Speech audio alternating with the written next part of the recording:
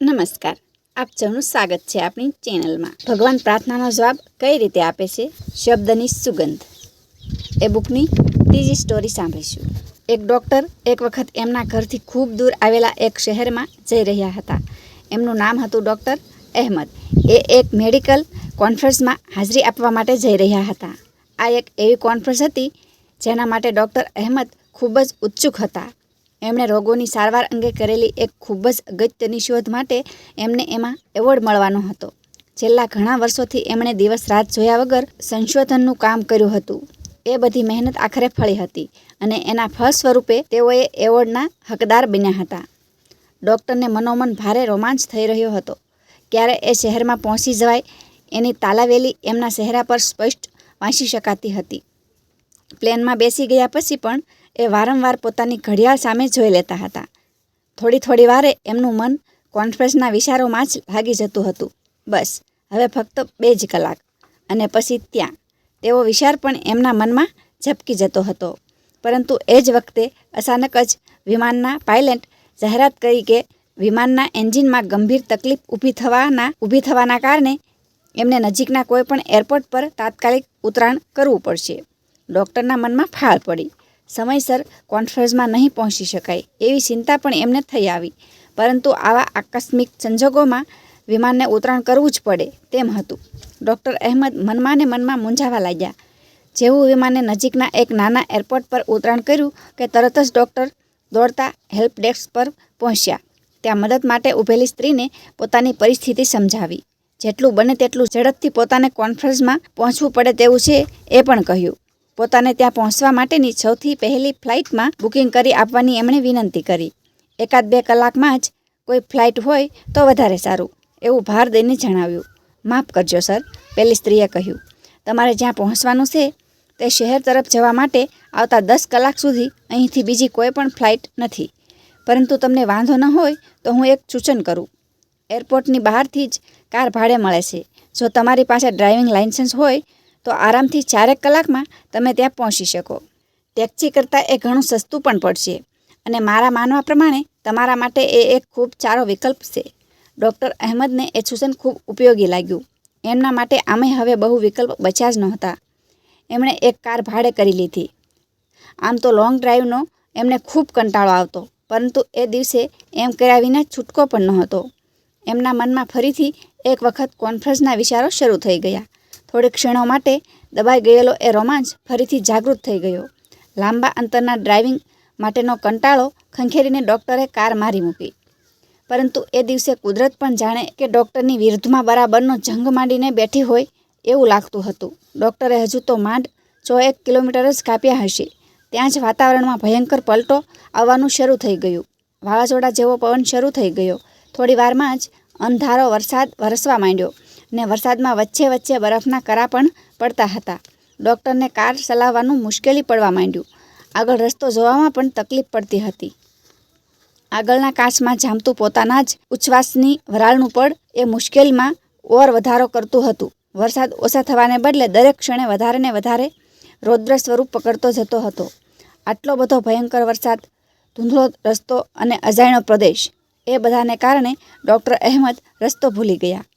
એક જગ્યાએ જ્યાં વળવાનું હતું એ ટ્રનનું સાઇડ બોર્ડ એમને દેખાયું જ નહીં. વળવાને બદલે એ આગળ નીકળી ગયા. બીજા 3 કલાક ડ્રાઈવ કર્યા પછી વરસાદ તો ઓછો થયો, પરંતુ ડૉક્ટરને શંકા ગઈ કે પોતે રસ્તો ભૂલી ગયા છે.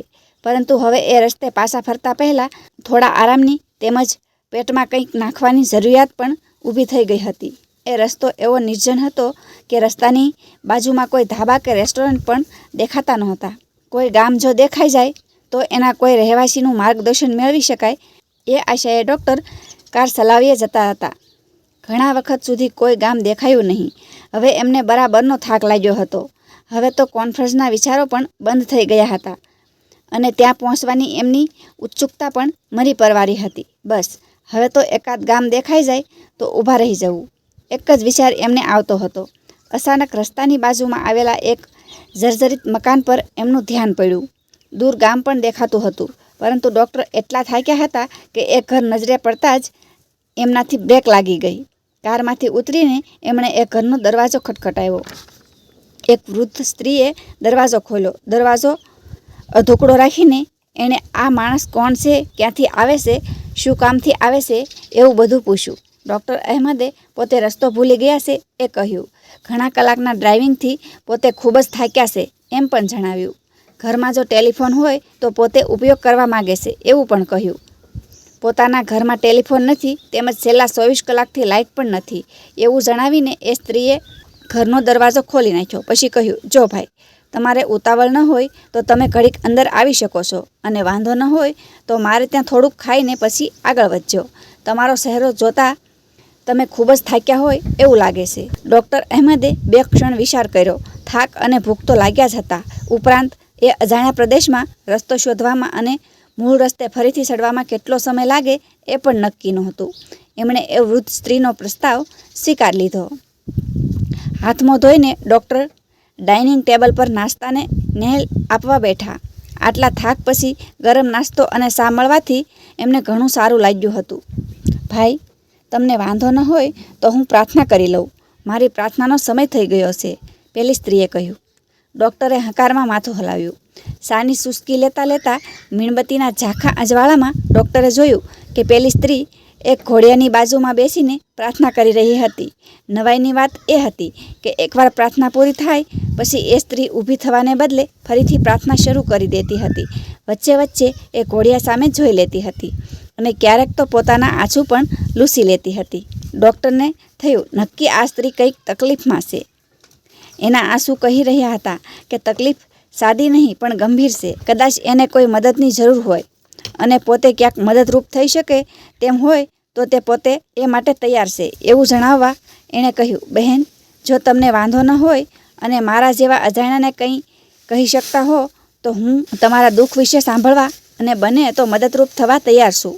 હું જોઈ રહ્યો છું કે તમે કંઈક મોટી તકલીફમાં લાગો છો. પેલી સ્ત્રીએ થોડીવાર ડૉક્ટર સામે જોયું. પછી કહ્યું, ભાઈ, ઉપરવાળો મારી ઘણી પ્રાર્થનાઓ સાંભળે છે, પરંતુ ખબર નહીં આ વખતે મારી પ્રાર્થનામાં એવી તે કઈ ખામી રહી ગઈ છે કે બસ એક પ્રાર્થનાનો નથી તો એ જવાબ આપતો કે નથી કંઈ રસ્તો બતાવતો. કદાચ મારી શ્રદ્ધામાં કંઈક ખોટ હશે, નહીંતર સાવ આવું તો ન જ બને. એટલું કહેતા એની આંખોમાં આંસુ ભરાઈ આવ્યા. બહેન, ડૉક્ટર અહેમદે કહ્યું, તમને જો વાંધો ન હોય તો મને કહેશો કે એવી કઈ વાત છે જે તમને વારંવાર રડાવી દે છે? એવું તો શું છે જે તમને એક પ્રાર્થના પછી તરત જ બીજી પ્રાર્થના કરાવડાવે છે? શું હું તમને કોઈ રીતે ઉપયોગી થઈ શકું ખરો? થોડીવાર એ સ્ત્રી ડૉક્ટર અહેમદ સામે જોઈ રહી. ડૉક્ટરના અવાજમાં રહેલી સાચી સહાનુભૂતિ એને સ્પર્શી ગઈ હતી. એણે વાત શરૂ કરી, ભાઈ, આ ઘોડિયામાં સૂતો એ મારો પૌત્ર છે. એના મા બાપ થોડા સમય પહેલાં કાર અકસ્માતમાં મૃત્યુ પામ્યા છે. આ બાળકને એક એવા પ્રકારનું કેન્સર છે કે આજુબાજુના શહેરોમાં કોઈ પણ ડૉક્ટર એની સારવાર કરી શકે તેમ નથી. નજીકના એક મોટા શહેરના ડૉક્ટરે કહ્યું છે કે આ રોગની સારવાર અહીંયા શક્ય જ નથી, પરંતુ અહીંથી ખૂબ જ દૂર દેશના દક્ષિણ ભાગમાં એક ડૉક્ટર એવા છે જે આ કેન્સરની સફળતાપૂર્વક સારવાર કરી શકે છે. પરંતુ ભાઈ, હું એકલી ઘરડી સ્ત્રી આટલા નાના માંદા બાળકને લઈને એમને શોધવા એટલે દૂર કઈ રીતે જાઉં? એટલે હું રોજ ઉપરવાળાને પ્રાર્થના કરું છું કે મને કોઈક રસ્તો બતાવે, પરંતુ ખબર નહીં મારી પ્રાર્થનાનો એ ક્યારે જવાબ આપશે.